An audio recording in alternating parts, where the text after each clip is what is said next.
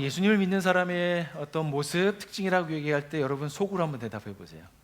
무엇이 있을까요? 예수님 믿는다 라고 얘기했을 때 이렇게 일요일날, 이렇게 주일날, 휴일날 늦잠 자지 않고 이렇게 아침 일찍 서둘러서 교회 나오는 것, 교회 나와서 같이 예배하는 것, 이게 예수님 믿는 사람들의 특징 중에 하나가 아닐까 생각을 하게 됩니다.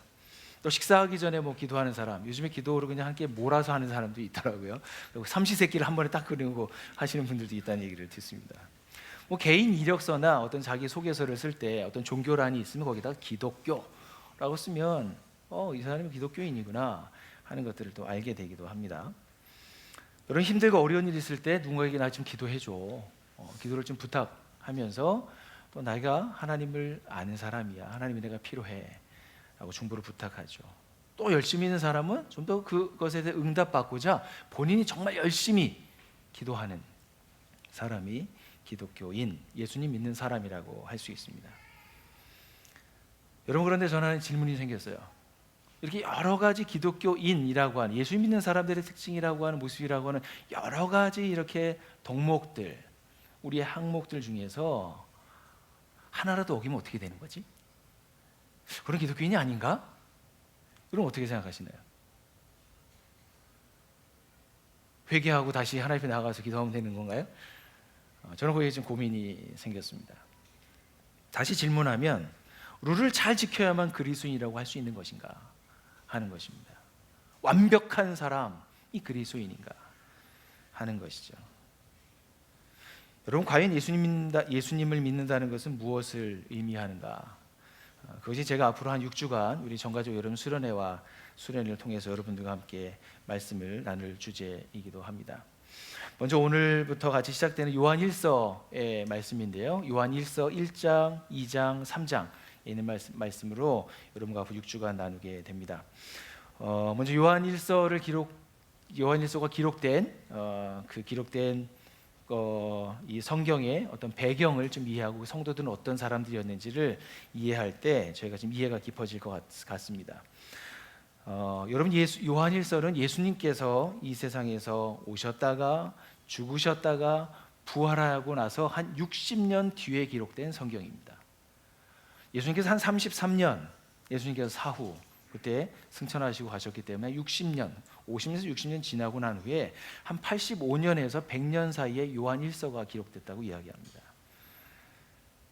이 얘기는 무엇입니까? 예수님과 함께 살고 먹고 마시고 기적을 경험하고 했었던 모든 사람들의 예수님의 제자 1세대들은 역사의 무대로 사라져 갔습니다. 그 중에 유독 남았던 사람만 누구였냐면 오래 살았던 사람이 바로 사도 요한이었습니다. 요한 1서를 받고 있는 사람들은 그래서 누구이겠습니까? 그 1세대로부터 태어났었던 모태신앙, 즉 믿음의 2세대, 믿음의 3세대가 이 요한서신을 받고 있는 공동체 교회의 주류로 자리 잡고 있는 상황이었던 것을 저희가 기억해야 합니다. 여러분, 믿음의 2세대, 3세대로 넘어가면서 갖는 특징 중에 하나가 이 예배가 1세대보다는 생동감과 감격과 넘치기보단 하나의 어떤 습관화 되기도 하고요. 저희가 일요일날 교회에 가지 않으면 뭔가 찜찜한 것처럼 뭔가 가서 예배를 하고 와야 되는 어떤 문화적인 요소들이 그 안에 개입하기 시작했을 것입니다. 1세대 부모들보다 십자가의 사건에 대해서, 예수님의 부활에 대해서 그 생생하고 감동 넘치는 그 놀라운 매력이 그들에게는 많이 희석되고 떨어지지 않았을까 생각합니다. 그 내부는 어땠을까요? 여러분, 예수님께서 사역하셨을 때, 예수님이 사역한 후에 몇십 년 후까지는 로마로부터 박해가 심했습니다. 핍박이 심했습니다. 예수님을 믿으면 원형 경기장의 불쏘시개가 될 정도로 목숨을 내어놓고 예수를 믿고 고백을 해야 됐습니다. 그런데 지금 이 상황은 80년 후반부터 100년 사이에 있었을 때는 그 핍박과 환난과 박해가 많이 줄어든 상태였습니다. 즉 어느 정도의 공동체는 외부적으로부터는 공격은 안정되었다고 볼 수 있습니다. 허나 이들의 적은 그 내부에 있었습니다. 요한 공동체 안에는 예수님보다는 세상을, 영의 소욕보다는 육체의 소욕의 마음을 빼앗겼었던 사람들이 많았습니다. 여러분 요한일서 2장 16절에 있는 말씀을 제가 한번 읽겠습니다. 세상에 있는 모든 것 곧 육체의 욕망과 눈의 욕망과 세상 살림에 대한 자랑은 모두 하늘 아버지에게서 온 것이 아니라 세상에서 온 것이기 때문입니다. 여러분 잘 익숙하게 아는 여러분의 개역 성경으로 제가 좀 읽어드리면, 이는 세상에 있는 모든 것이 육신의 정욕과 안목의 정욕과 이생의 자랑이니 다 아버지께로부터 온 것이 아니요 세상으로부터 온 것입니다 하는 것입니다. 외부의 핍박은 없었지만 이들의 내부 안에서 일어나고 있는 육신의 정욕, 안목의 정욕, 이생의 자랑이 그 안에서 꿈틀꿈틀 자라고 있는 공동체가 어디였습니까? 바로 요한이 세웠던 공동체였다라고 하는 것을 저희가 기억해야 합니다. 요한일서의 주제인 생명의 말씀과 사귀십시오, 빛 가운데 거하십시오, 서로 사랑하십시오, 미혹하는 자들을 대적하십시오 라고 하는 그 메시지가 1세대들에게는 너무 강력하게 자신의 심장에 팍팍 박히는 말씀이었지만 2세대, 3세대들에게는 왠지 모르게 좀 부담스러운 말씀으로 자리 잡았습니다. 윤리적으로 뭔가 그 가르침에 대해서 좀 마음에 무거운 짐으로 느끼기 시작한 시대가 아닌가 생각합니다. 그 결과 요한의 2세대, 3세대는 개인의 욕망과 어떤 이단의 공격으로부터 그것을 대항하지 못하고 양다리를 걸치기도 하고 그 내부 안에 들어와서 사람들이 이단의 꼬임에 넘어가기도 하는 일이 있었습니다. 악을 물리치지 못하는 영적 무장 해제 상태, 그것은 다른 말로 하면 영적 침체가 이 공동체 가운데 있다고 얘기할 수 있습니다. 여러분 이 요한 서신을 기록하고 있는 이때만이겠습니까? 요즘은 한번 생각해 보면 어떨까요? 우리가 여러분 예수님을 처음 만났을 때 그 생동감, 감동, 감격 한번 돌아가 보실까요? 잠깐? 몇 년 전이신가요? 어느 때셨나요? 그때 어떤 일이 있으셨나요? 기억나시나요? 저도 그때 기억이 나는데 저 그때 군대에 있었거든요. 군대에 있다가 훈련을 빡세게 받고 있다가 정말 빡세게 받았거든요. 한겨울에. 그때 지금 생각나는데 이렇게 막사에 이 깡통 막사였거든요. 깡통 막사에 이 옆에 이게 뭐죠? 이게 네모반에 이렇게 쭉 이렇게 앉아서 열 맞춰서 이렇게 2열씩 앉아서 쭉 있는데 저기 이 앞이죠. 여러분들이 볼 때 이 앞에 민간인 옷을 입고 서신 목사님의 모습을 딱 봤는데 그 모습이 얼마나 인자하던지 그 모습만 봐도 제가 감동이 되고 감격이 됐는데, 근데 더 과거는 그 다음에 찬양 인도할 때였어요. 목마른 사슴 시냇물을 찾아 헤매이듯이 내 찬양이었어요. 그리고 거기 앉았는데 얼마나 울었는지 옆에 있는 동기가 창피하다고 막 치면서. 근데 그때 저를 만나주셨던 그 하나님, 제가 가난할 때, 마음이 텁텁할 때, 그때 만나주셨던 하나님에 대한 감격을 제가 지금도 잊을 수가 없습니다. 그때부터 시작돼서 계속 하나님과의 어떤 깊이 있는 관계가 맺어졌죠. 여러분 어떤 기억이 있으십니까? 처음 예수님 믿으면 내 안에 기쁨이 넘치고요, 내가 기도하면 뭔가 기도가 자꾸 응답되고 하나님께서 내 삶에 정말 가까이 계시는구나, 나를 기억하시는구나 하는 놀라운 감동과 감격이 내 안에서 있습니다. 그런데 시간이 가면 어떻습니까? 어느 정도 시간이 흘러가면 흘러갈수록 그 감동이 내 안에서 사라지게 되고 벅찬 가슴은 냉랭해지고 눈물 한 방울 나지 않는 그러한 깡 말라있는 나의 영혼의 상태를 경험할 때, 여러분 그 영혼의 사막의 여정을 한번 지나가 보셨습니까? 그러면서 사람들이 얘기합니다. 언젠가는 다시 첫사랑을 회복하기를, 하나님 나라의 복음으로 내 영혼이 깊이 만져지는 그 상상을, 그것을 기다리는 날들을 소망하며 손꼽아 기다리고 있지는 않으십니까? 여러분 우리 안에서 예수 그리스도 생명이 살아 움직이고 있는가? 그리스도와 풍성한 삶이 내 안에 있는가? 여러분 이것은 모든 사람들이 가지고 있는 간절한 소망입니다. 여러분 그러나 그런 소망이 있다고 할지라도, 그러나 지금 요한 공동체가 가지고 있는 것처럼 그들에게는 그 믿음이 아주 냉랭하게 식어져 버려 있고 뭔가 형식화되어 있고 뭔가 흐름들은 쭉 알고 있으면 나 그 얘기하면 다 알아 라고 하는 전혀 새로울 곳 없는 그들에게 요한 사도는 다시 처음으로 돌아가서 이렇게 도전합니다. 오늘 저희가 함께 나눌 말씀은 요한일서 1장 1절에서부터 4절에 있는 말씀입니다. 요한일서 전체의 서론과 같은 말씀인데요, 이 말씀을 저희가 같이 한번 좀 천천히 읽어보도록 하겠습니다. 시작. 이 글은 생명의 말씀에 관한 것입니다. 이 생명의 말씀은 태초부터 계신 것이요 우리가 들은 것이요 우리가 눈으로 본 것이요 우리가 지켜본 것이요 우리가 손으로 만져본 것입니다. 이 생명이 나타났습니다. 우리는 그것을 보았습니다. 그래서 우리는 이 영원한 생명을 여러분에게 증언하고 선포합니다. 이 영원한 생명은 아버지와 함께 계셨는데 우리에게 나타나셨습니다. 우리가 보고 들은 바를 여러분에게도 선포합니다. 우리는 여러분도 우리와 함께 사귐을 가지기를 바라는 것입니다. 우리의 사귐은 아버지와 또 그 아들 예수 그리스도와 함께하는 사귐입니다. 우리가 이 글을 쓰는 것은 우리가 서로의 기쁨이 차고 넘치게 하려는 것입니다. 1절과 2절에 대표적으로 나오는 이 경험은 사도 요한이 직접 경험한 말씀입니다. 1장 1절의 말씀에 보면 생명의 말씀에 관해서 말씀하고 있습니다. 그 생명의 말씀의 특징을 5가지로 얘기하는데, 그 특징은 태초부터 계셨다, 그리고 우리가 들었다, 우리가 그것을 눈으로 보았다, 우리가 그것을 지켜보았다, 그리고 마지막에 뭔가요? 손으로 만져봤다 라고 얘기합니다. 생명의 말씀에 관해서 이야기하는데, 생명의 말씀은 태초부터 이렇게 아주 시초부터 있었던 것이었고, 그것은 우리가 들었고 눈으로 봤고 지켜보았고 그것을 직접 손으로 만진 바 되었다라고 이야기합니다. 여러분, 생명의 말씀은 눈으로 보이지 않습니다. 그런데 이것을 어떻게 사도 요한은 들었고 보았고 지켜봤고 만졌다고 이야기할 수 있을까요? 즉, 오감으로 이는 경험했다고 이야기하고 있습니다. 생명의 말씀은 나는 오감으로 경험했습니다. 여러분, 그렇게 말씀하고 있습니다. 여러분, 요한복음 5장 12절에 있는 말씀을 제가 한번 읽겠습니다. 1장 1절에, 요한복음 1장 1절에 있는 말씀을 보면 태초라고 얘기했을 때, 태초에 말씀이 계셨다, 그 말씀은 하나님과 함께 계셨다, 그 말씀은 하나님이셨다. 여러분, 태초, 요한일서와 요한복음은 서로 일맥하여 상통합니다. 요한서신과 요한복음을 같이 읽으면 여러분이 이것이 아주 퍼즐이 맞춰지듯이 아주 입체적으로 요한의 사상과 요한이 전하고 싶어하는 것이 무엇이었는지를 아주 구체적으로 깨닫고 알게 됩니다. 여러분, 여기서 얘기하는 태초는 하나님이 함께 계셨던 그때였습니다.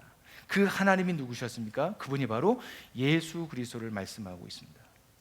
여러분, 다음 성경에서는 그 생명이 있는 자와 생명이 없는 자의 결국이 너무 다르다라고 얘기합니다. 요한일서 5장 12절, 그 아들을 모시고 있는 사람에게는 생명을 가지고 있고 하나님의 아들을 모시고 있지 않는 사람은 생명을 가지고 있지 않습니다. 하나님의 생명이 있는 사람에게는 태초부터 있었던 그 생명이 그 안에서 자리하고 있고 그 생명으로 자랑하는 반면, 그 생명이 없는 존재에게는 죽은 것이다 라고 이야기하는 것입니다. 여러분, 신앙의 활력을 잃고 내부의 적에 하나님 무력하게 쓰러져가고 무릎을 꿇고 있는 성도들을 향해서 사도 요한이 이야기하고 있는 것은 어디로 안내하냐면, 아주 새로운 무엇인가를 보여주는 것이 아니라 처음부터 들었던 그 태초의 복음으로 다시 그들을 안내하고 있습니다. 요한복음 20장 8절에 있는 말씀에 이렇게 말씀합니다. 그제서야 먼저 무덤에 다다른 그 다른 제자도 들어가서 보고 믿었다. 이게 무슨 이야기인가요? 얘기를 앞에 설명하자면 좀 설명을 해야 됩니다. 예수님께서 죽으셨다가 부활하신 후에 여인들에게 나타나셨습니다. 내가 부활했다. 그 여인들이 그것을, 예수님의 부활하는 것을 보고 누구에게요? 제자들에게 가서 그것을 소식을 전했습니다. 예수님이 부활했습니다. 그 소식을 듣자마자 예수님의 제자들은 예수님의 무덤을 향하여서 뛰기 시작했습니다. 열심히 달려가서 예수님의 무덤 앞에 다다랐을 때 그 무덤의 문이 열려 있었고, 그것을 자세하게 낮춰서 보니 그곳에 예수님 계시지 않았고 그의 세마포가 개크여져 있던 것을 보았습니다. 그런데 그 다음에 누가 도착했냐면 베드로가 도착했습니다. 베드로도 열심히 숨을 헐떡거리면서 그 다음에 도착한 후에 제자들이 막고 있는 것을 비켜서고 그것을 지켜보았는데 거기에 아무도 있지 않았습니다. 그런데 베드로는 어떻게 했을까요? 그 무덤 속으로 베드로는 들어갔습니다. 성격답게 딴 사람들이 기다리고 있는데 들어가서 예수님 누우셨던 곳을 만져보고 세어포를 만져보고 흘렸던 핏자국, 피를 보면서 베드로는 그것을 만져보았습니다. 특별히 여기에서 얘기하고 있는 들었고 보았고 지켜보았고 만졌다, 이 얘기는 예수님의 부활 사건과 이 제자들에게 가장 밀접하게 관련이 있습니다. 제자들은 예수님의 부활하신 것을 정확하고 보았고 그것을 만졌고 그것을 들었습니다. 누가복음 24장 38절과 39절에 있는 말씀에도 이렇게 말씀합니다. 예수께서는 그들에게 말씀하셨다. 어찌하여 너희는 당황하느냐? 어찌하여 마음에 의심을 품느냐? 내 손과 내 발을 보아라. 바로 나다. 나를 만져보아라. 유령은 살과 뼈가 없지만 너희가 보다시피 나는 살과 뼈가 있다. 부활하신 예수님께서 부활하신 몸을 입으시고 제자들에게 나타나셔서 그들에게 보여주셨습니다. 나의 핏자국, 나의 못 박힌 손, 나의 옆구리, 내가 바로 너희들이 알고 있는 예수다. 그들에게 말씀하셨던 대로 내가 살아났다라고 하는 것을 이제는 말씀만이 아니라 그들에게 어떻게 해요? 그의 모습으로 드러내셔서 제자들에게 나타나고 알게 하셨습니다. 여러분, 요한은 또렷이 예수님의 말로 진정한 메시아이다 라고 하는 것을, 예수님이 죽음을 이기시고 생명으로 부활하셨구나, 부활의 생명으로 우리에게 오셨구나 하고 담대하게 선포합니다. 여러분, 우리들도 예수님이야말로 우리의 안에 들어온 생명을, 여러분, 생명이 보이지 않지만 그러나 우리가 예수님을 처음 믿을 때 그 생명이 우리 안에 들어와서 우리의 영혼 가운데 들어오셔서 예수님이 하셨던 활동들 여러분 기억하고 계시지 않습니까? 그 생명이 들어왔을 때 우리가 처음에 어떻게 해요? 그 복음을 들었습니다. 하나님의 말씀이 우리 가운데 하나님 말씀으로 들려졌습니다. 그 이제 들려지고 어떻게 됐을까요? 그 말씀을 우리가 눈으로 확인하고요, 그것이 우리 가운데 들어와서 만진다라고 해서 우리가 느끼는 것이죠. 예수 그리스도가 우리 안에 들어오셔서 생명으로 역할하시고 하려고 할 때 믿음이 없었던 내가 살아계신 하나님을 주로 고백하는 놀라운 일이 일어나고, 나에게 가능하지 않을 것 같은 사람들을 사랑하게 되고 하나님을 예배하는 사람으로 변화되어 가고 하나님을 알아가고 싶어하는 마음들이 새롭게 일어나고 하는 놀라운 변화들이 우리에게 있었습니다. 여러분, 우리도 예수님의 부활하신 모습을 직접 보지 못했다고 해서 난 그것을 못 봤어 라고 시치미를 뗄 수가 없습니다. 이미 우리가 예수님의 복음을 처음 들었을 때 그분은 우리 가운데 그렇게 드러나셨고 나타나셨습니다. 그런데 우리에게 하나가 더 필요합니다. 그 예수 그리스도의 그 부활하신 예수 그리스도를 저희가 알아가기 위해서 우리는 이 땅에 오셔서 자신을 드러내시고 앞으로 일어날 일을 언약하시고 말씀하셨던 그 언약을 중심을 가지고 저희가 기도하여 주의 은혜를 구해야 합니다. 하나님, 저에게 주님께서 앞으로 이루실 일에 대해서 제가 진실되게 하나님의 말씀에 반응하도록 저의 눈을 열어주십시오. 귀를 열어주십시오. 저의 오감을 열어주셔서 하나님의 하시는 일에 대해서 제가 감히 함께 동역하는 자로 저를 세워주십시오. 여러분, 기도는 우리에게 능력이 있습니다. 기도하는 사람들에게 하나님께서 자신을 드러내 보여주십니다. 여러분, 입을 닫지 마시고 여러분의 입을 열어서 주님의 이름을 부르십시오. 주님의 이름을 부르는 자들에게 구원이 임합니다. 그 예수 그리스도를 주로 고백하는 사람들, 그 주님을 찾는 사람들에게는 주님께서 주시는 기이한 빛에 참여하는 놀라운 영광이 그들 가운데 비춰지게 될 것입니다. 여러분, 삶이 힘들고 퍽퍽하고 외롭고 신앙생활을 하다가 믿음에서 낙심되고 좌절하여 계십니까? 여러분, 그러할 때마다 주저앉지 마시고 여러분들의 무릎을 세워서 주님께 나아가십시오. 그러면 우리를 새롭게 하실 하나님의 놀라운 은혜와 능력이 우리들을 새롭게 하실 줄로 믿습니다. 즉, 첫 번째는 하나님과 나 사이의 수직적 관계의 확장이 점점 이뤄가야 합니다. 그것이 작았다가 점점 확장되어 가면서 내 안에 강한 확신이 자리하는 것이죠. 그러할 때 세상이 감당할 수 없는 믿음의 사람이 되는 것입니다. 여러분, 두 번째는 제자들의 증언인데 그건 수평적 관계의 확장입니다. 제자들에게 나타난 생명의 말씀이 이제는 그것이 어떻게 바뀌기를 원하냐면, 제자들은 생명의 말씀이 우리에게 나타났습니다라고 했는데, 여러분 3절과 4절의 말씀을 다시 한번 읽어볼까요? 이 말씀을 보시면서 이게 주어가 바뀝니다. 대상이 바뀝니다. 이 말씀을 하고 있는 누구에게 바뀌냐면 보시면서 함께 읽겠습니다. 시작. 우리가 보고 들은 바를 여러분에게도 선포합니다. 우리는 여러분도 우리와 함께 서로 사귐을 가지기를 바라는 것입니다. 우리의 사귐은 아버지와 또 그의 아들 예수 그리스도와 함께하는 사귐입니다. 우리가 이 글을 쓰는 것은 우리 서로 기쁨이 차고 넘치게 하려는 것입니다. 여러분, 우리에게서, 생명의 말씀에서 우리에게로 그것이 들려지고 보고 지켜보고 만져진 바 되었는데, 이제는 우리에게서 누구에게로요? 여러분에게로 그것이 들려지고 보여지고 서로 사귐이 있기를 간절히 소망합니다 하는 말씀을 하고 있습니다. 사도 요한이 이것을 기록하는 목적이 두 가지가 있습니다. 첫째는 여러분과 제자들이 서로 사귐을 갖길 원하는 것입니다. 그 두 번째는 그 사귐으로 말미암아 기쁨이 차고 넘치기를, 이 요한 공동체가 그렇게 되기를 간절히 소망하는 마음을 갖습니다. 여러분, 신앙의 매너리즘에 빠져 있을 때 성도들이 영적으로 갱신할 수 있는 유일한 길은 다름 아니라 예수님과 사귐이 있는 사람과 함께 연합되는 것입니다. 우리 개인은 하나님과만 독대하는 것이 아니고요, 우리 개인은 하나님과 독대해서 그 사귐이 깊어지는 사람이 우리 주변에 있습니다.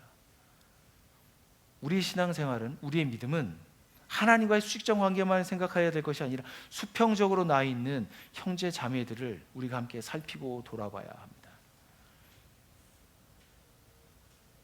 특별히 하나님과의 수직적 관계가 회복된 사람들, 즉 우리와 수평적 관계가 확장되기를 소망하는 사람들이 우리 가운데 많아지기를 간절히 소망합니다. 하나님을 만났던 사람들이, 그 특징과 은혜들이 우리의 주변으로 계속해서 흘러가는 것입니다. 여러분, 특별히 여기서 강조하고 있는 게 사귐이라고 하는 단어를 강조합니다. 많이 들어보셨을 단어인데 코이노니아입니다. 헬라어로. 코이노니아는 인격과 인격의 만남, 어떤 소통과 그것의 깊이는 결속을 의미합니다. 그런데 그것은 단순한 것이 아닙니다. 그 결속과 그 소통의 결과로 말미암아 이 세상의 악으로부터, 적의 공격으로부터 그것을 이겨낼 수 있고요, 그것을 대항할 수 있는 사귐을 이야기하는 것입니다. 즉 우리가 하나님 아버지와 그 아들 안에서 서로 성도 간에 깊어져서 그분을 닮아가는 그 사귐에 깊어지는 것을 이야기합니다.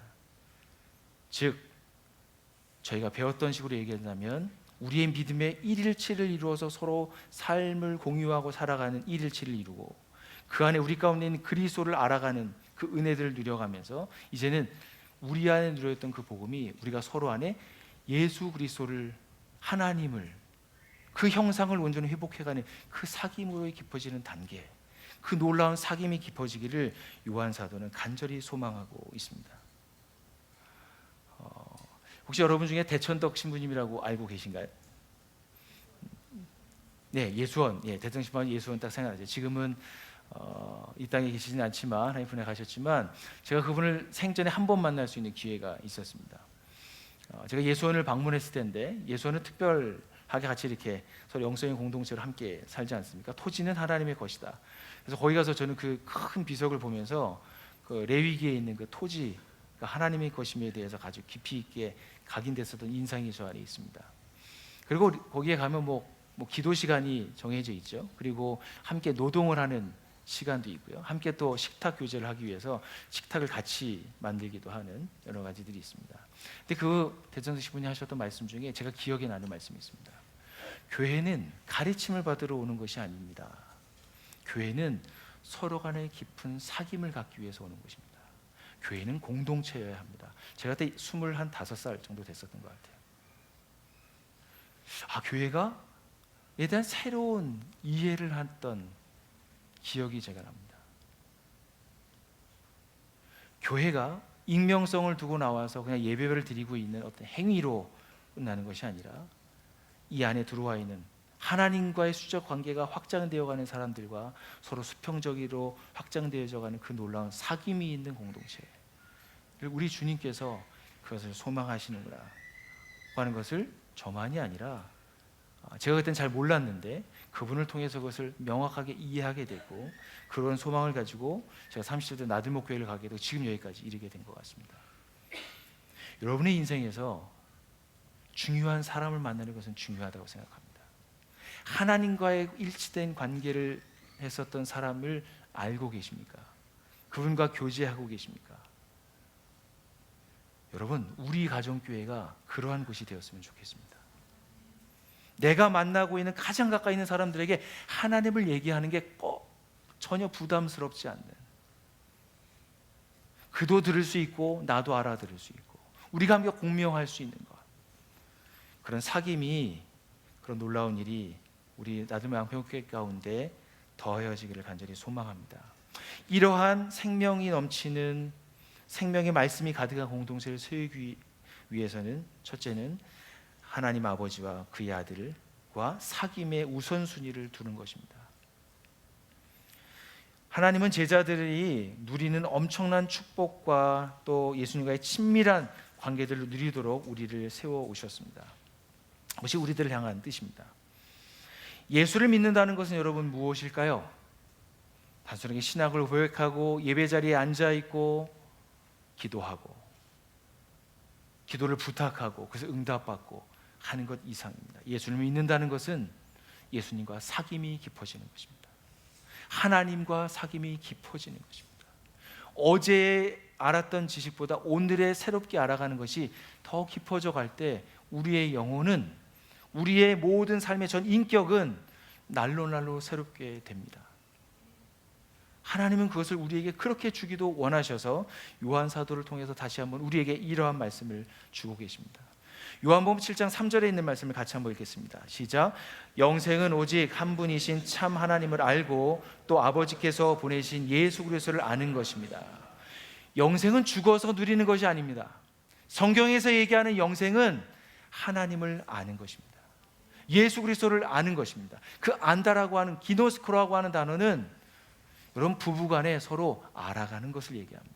부모가 자식을 알듯이 낱낱이 그 속마음에 무엇이 있는지를 아는 것처럼 서로와 인격적인 관계 안에서 소통하고 연합되고 하나 되어져가는 그 관계가 서로 영생을 누리는 삶입니다.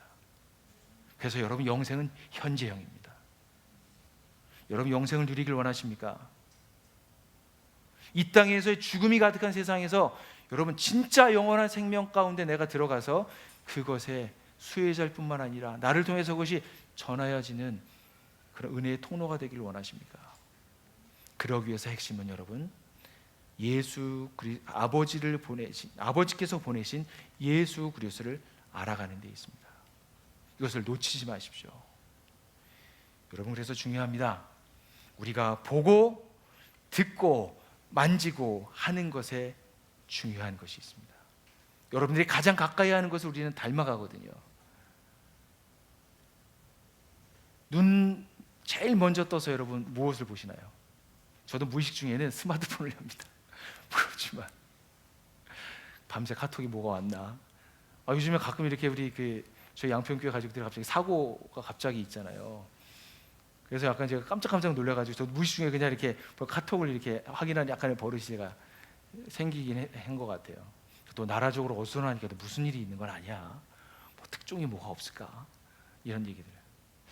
그래서 이 설교를 준비하면서 바꿔야 되겠다.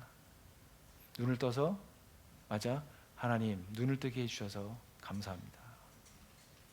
내가 오늘도 예수 그리스도를 알아가는 그 영생에 참여하고 싶습니다. 내가 홀로 인생을 살아가는 것 같지만 내가 혼자가 아닌 것을 오늘 주님과 동행하면서 알게 해주십시오. 그렇게 아침을 깨우는 것입니다.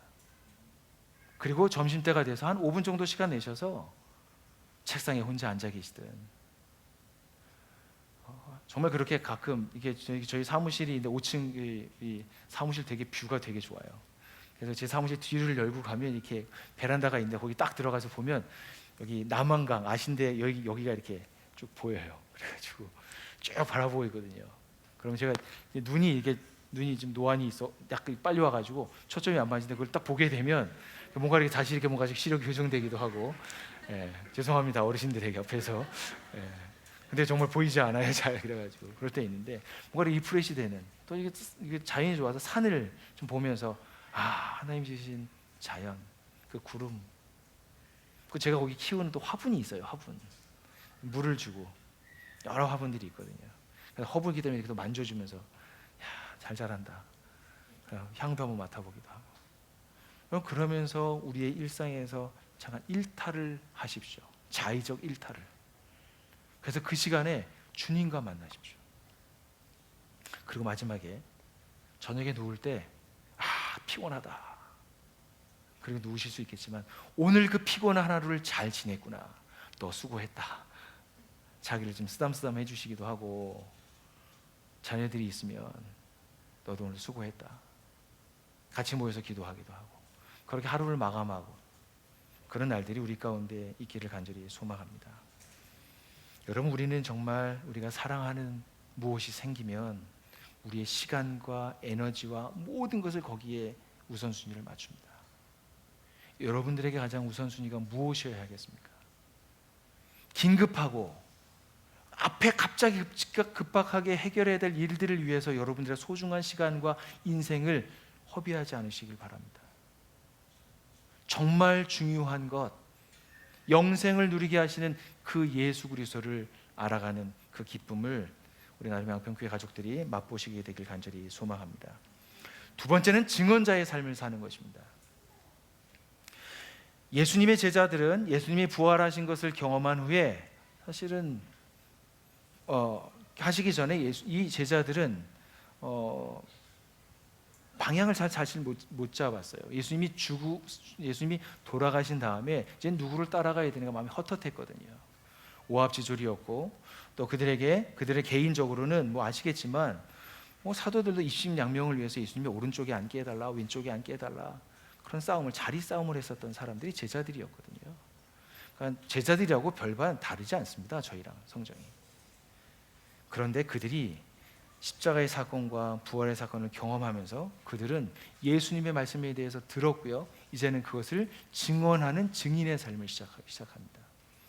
그 예수님의 말씀을 들었던 그 증인의 삶을 살았던 그 요한 공동체에게 우리에게서 여러분도 우리와 같은 사귐이 있길 원합니다 라고 말씀하고 있습니다.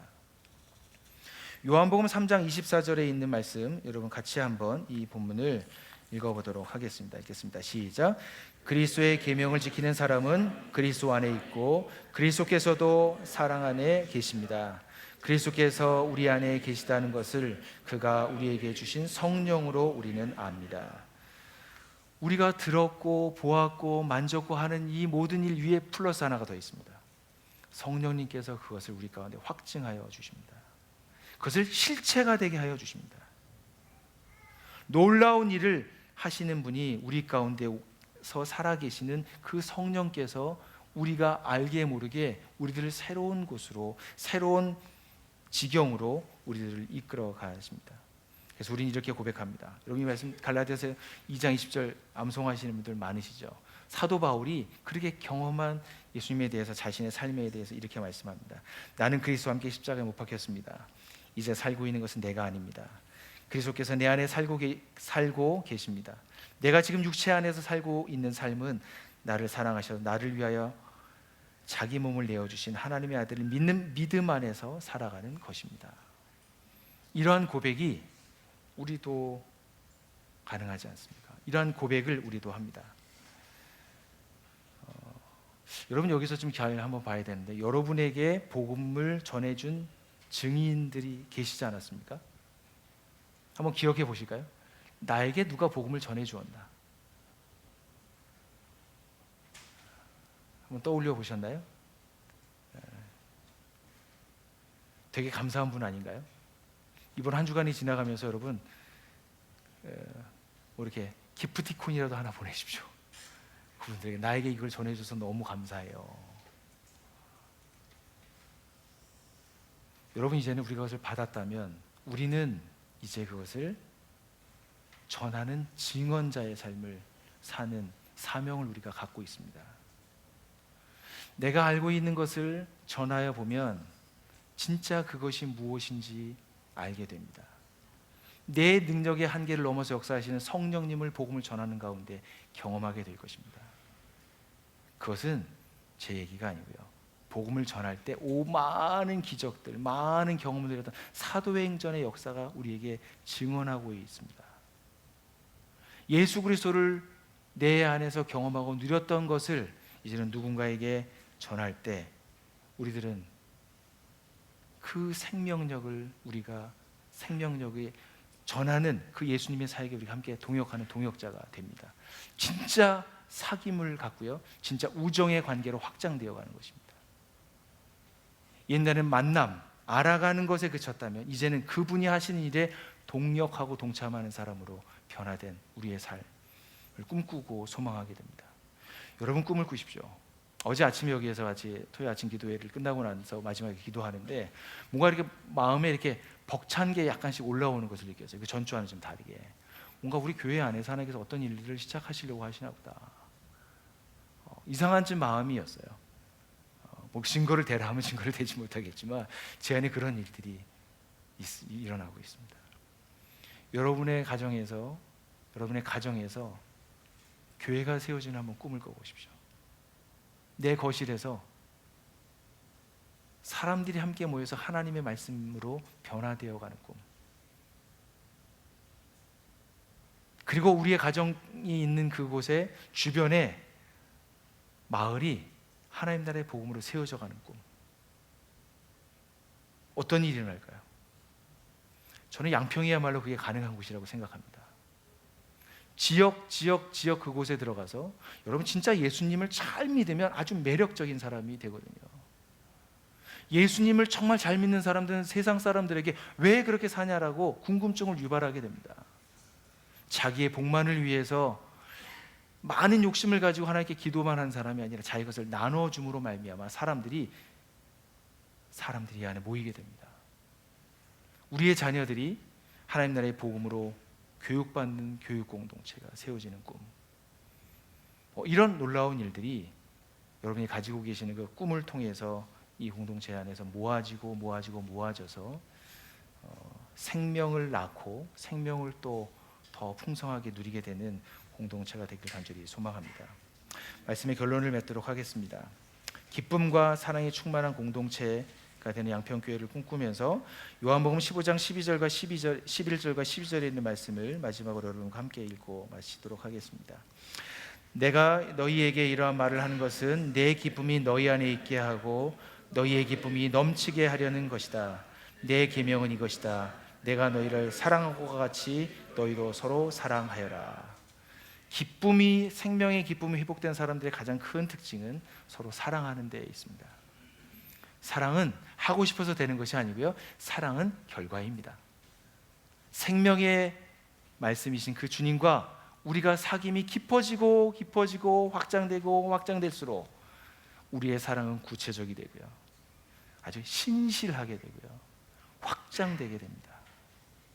그러한 놀라운 은혜가 양평교회 가운데 풍성하게 경험되어지기를 간절히 소망합니다. 시간에 같이 우리 들은 말씀을 생각하면서 우리 1분간 좀 침묵하도록 하겠습니다.